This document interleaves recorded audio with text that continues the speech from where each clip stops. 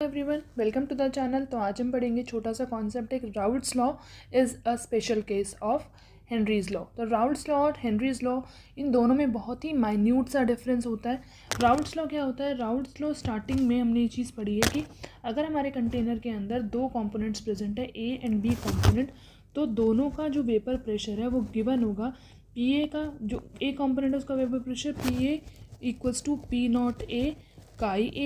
Similarly, PB will be equal to P naught B chi B, and total vapor pressure will be the sum of A and B, partial pressure of A and B.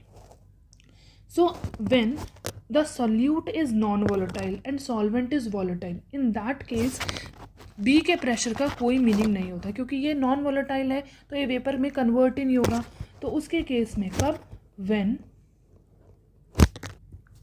Solute is non volatile, उसके case में आपका total pressure will be equal to the vapour pressure of A only, and vapour pressure of A will be further equal to P naught A chi A in accordance of Raoult's law.